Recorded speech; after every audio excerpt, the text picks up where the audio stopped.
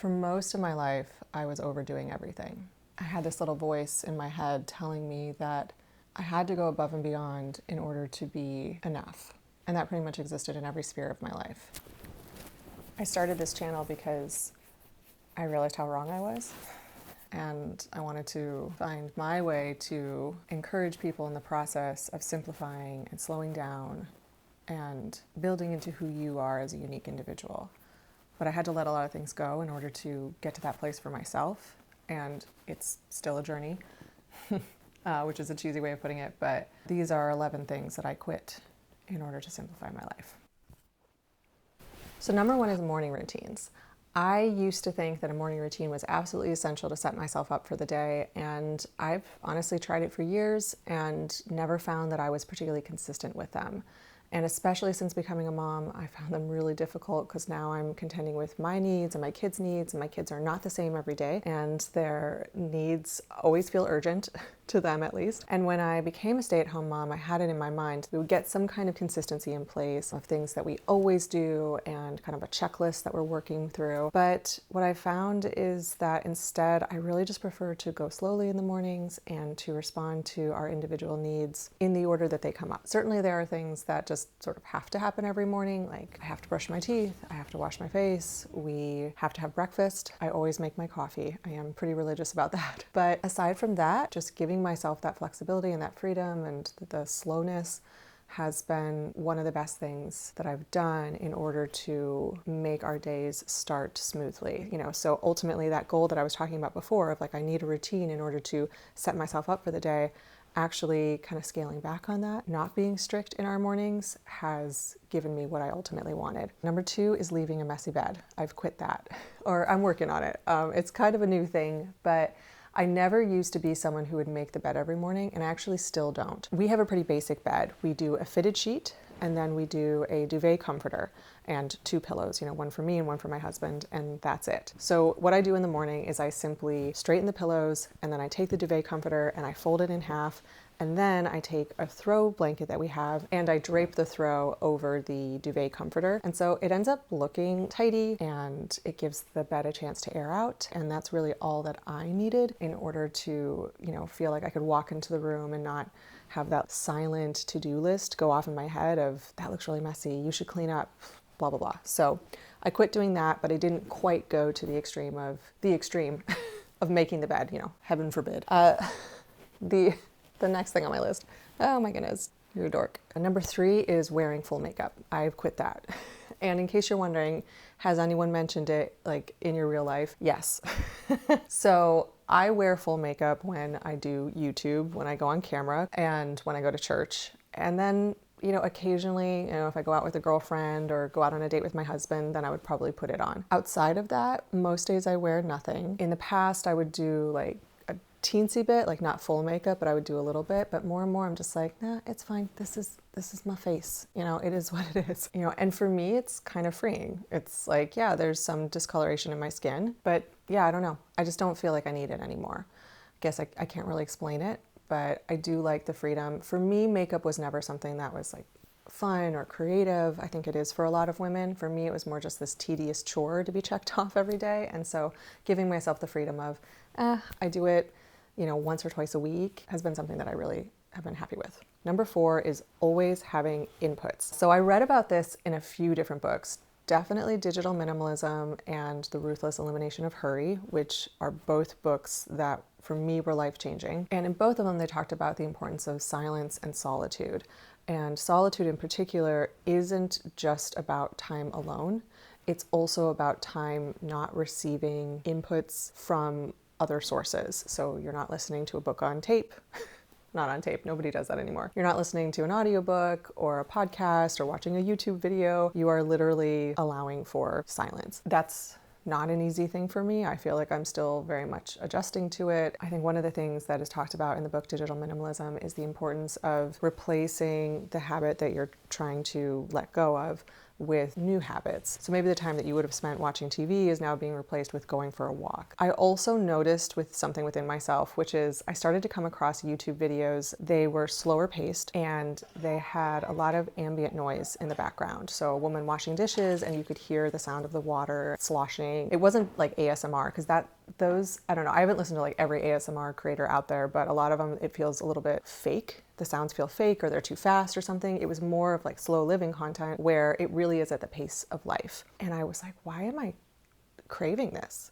It's like, why am I feeling like obsessed with these videos? Like I just want to hear more and more and more. It was the noise. It was the ambient noise. And I was like, wow, I'm desperately craving this. I have allowed too much digital noise into my life, into my brain. So that was one of my first moments of recognizing that something was a little bit off. Around that time, I also became a stay-at-home mom, and I noticed, my goodness, the pace of this. I was accustomed to working all day and interacting with adults and thinking about complex strategies and creative solutions, and now I'm sitting on the floor and watching a 3-year-old build blocks at a glacial pace.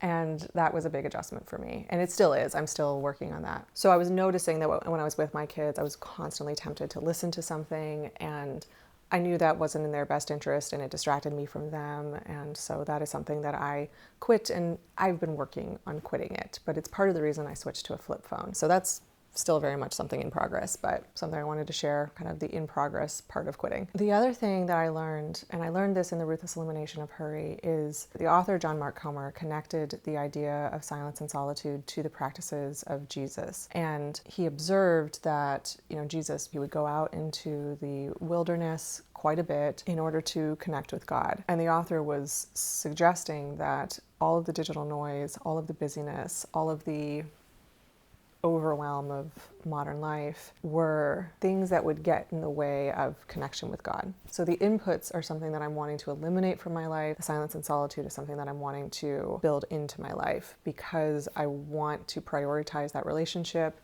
And I honestly do think that becoming minimalist and slowing down in life played a big role in becoming a Christian. It's sort of like as I made space in my life, he got in there. And I could just hear his voice again. So, okay.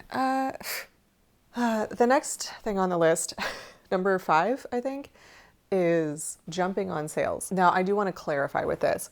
I do wait for sales. So if there's something that I want to purchase, particularly a big purchase, like, I'd like to get a new rug for our playroom. I'm not going to purchase that in March. I'm going to wait until the July sale, or probably honestly the Black Friday sale, before I make that purchase, because I do want to get the best deal on it. What I don't do is stroll past a sale in Walmart and go, oh, I should check that out. I should make sure that I get ahead of that because I might need this or that thing 6 months from now, a year from now, 3 years from now, and I don't want to miss that opportunity.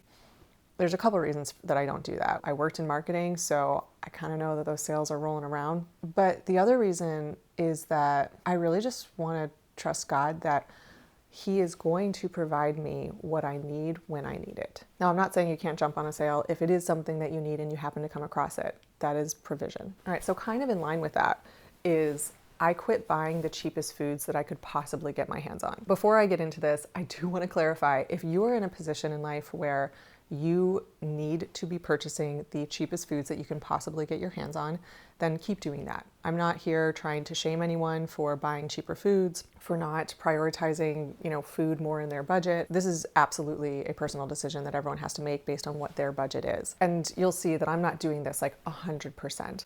The other day I was following the Instagram account Homegrown Education, and she flat out shared that their family, I think they have a family of 4, does $300 to $350 a week on groceries. And they do a lot of that, like really high quality, real foods type of stuff. And honestly, that's beyond my budget. So I'm not going to be shopping the way that they do. And that's not what I'm trying to suggest that anybody do. And really, by and large, I probably even should have started the video saying this. This is just me sharing.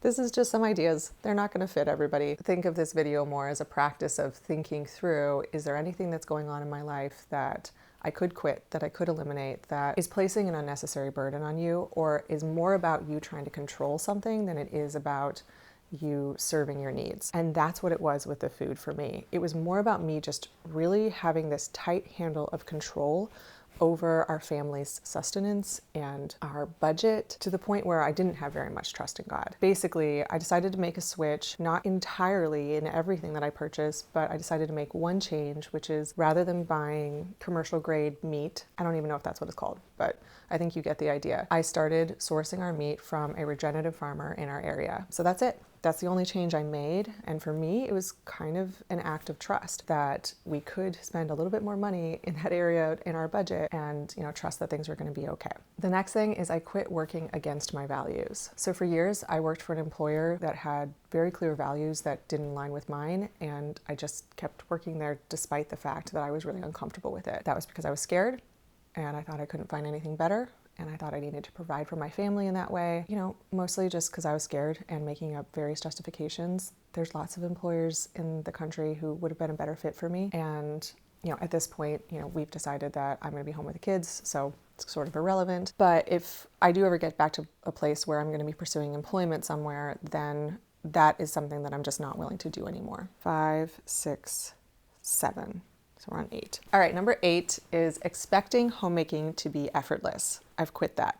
When I first became a minimalist, I did notice a significant change in the effort that went into maintaining my home. And I highly recommend simplifying your home. I will sing the praises of a simplified home over and over and over again because it isn't hard. It's not hard to take care of.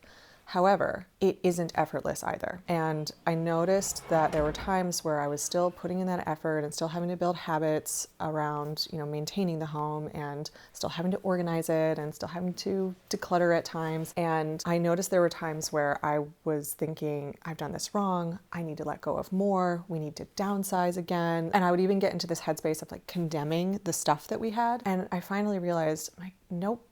Homemaking, no matter what, is going to require some effort. And that doesn't mean that you failed at minimalism or simplifying. It just means that that is the nature of the work. That is the nature of all work. I started to think, I wonder if any of this has to do with the way our culture treats homemaking. Everything related to home should be easy and convenient. Our accomplishments should be focused outside of our homes. Like a mother who is an excellent home cook and makes everything from scratch and makes beautiful meals for her family is in somehow not as valuable as a chef who does the exact same thing but for strangers in a restaurant. I think that we've been devaluing homemaking and motherhood and probably parenthood in general for decades. And I think that that can play a role in how we perceive the effort and the work that should go into our homes. Because when we devalue anything, we're not going to feel like we should be dedicating time to it. So that's something that's just kind of been percolating in my mind lately. And I think that the work is valuable. I think it deserves care and attention. I don't think it should go to the extent that we feel like we're drowning in it. If you had a job, an employer who was giving you so much work that you were just drowning day after day, and you just couldn't ever get ahead, that would be an example of a job where you have too much on your plate. And you would have to go and have a conversation with your employer about the workload and making adjustments and maybe bringing in extra help and things like that. That's not always an option in our homes, which is why you get a lot of women like me talking about things like, let's simplify your home, let's simplify your schedule, let's take away some of the commitments, let's see where we can declutter your home and declutter your lifestyle. The 9th thing, I think we're on number 9, is earbuds.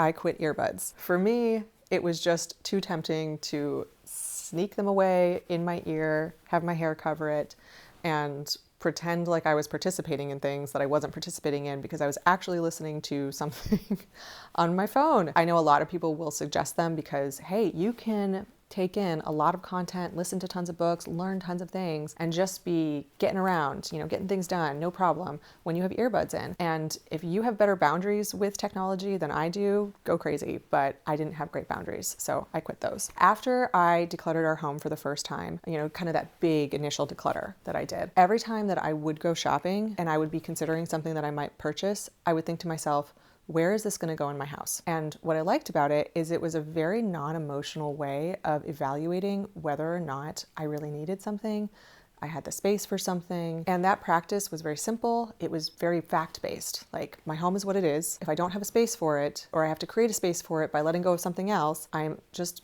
honestly acknowledging that before I purchase the thing. Okay, the last thing, I'm looking at my list here. Overdoing everything. So there was a Wall Street Journal article addressing like what the author called like the self-defeating behaviors that she called the overs. And it was things like overworking, overthinking, overachieving, over-explaining, which I am guilty of. I try not to, but oh my goodness. And really, I was chronically guilty of all of these different things, both in my personal and professional life. It's really what I talked about at the beginning is I really didn't think I was enough and I had to constantly prove myself. And I really believed that doing more was essential for me to add value. I think that simplifying my home was really just the first step. After that, I started to simplify my approach to work, and I simplified how I did meals and what I would commit to in my personal life. But just starting with my home made me realize that my approach to life had to be basically flipped on its head. Overdoing it was giving me the opposite of what I wanted. Simplifying, doing less, was actually helping me to build the life that I wanted. And I think that the overdoing it was both a form of self-protection as well as a reflection of just having really sloppy boundaries. I would then overcompensate for those sloppy boundaries by telling myself, no problem, I can just do it all. So those are the 11 things that I quit. What's so cool about the process of simplifying just your home is that it triggers a simplification across your entire life. Thank you so much for watching with me today. If we've never met before, my name is Erica. I'm sorry for introducing myself at the end of the video, and I hope you'll stick around. I hope you'll consider subscribing, and until next time.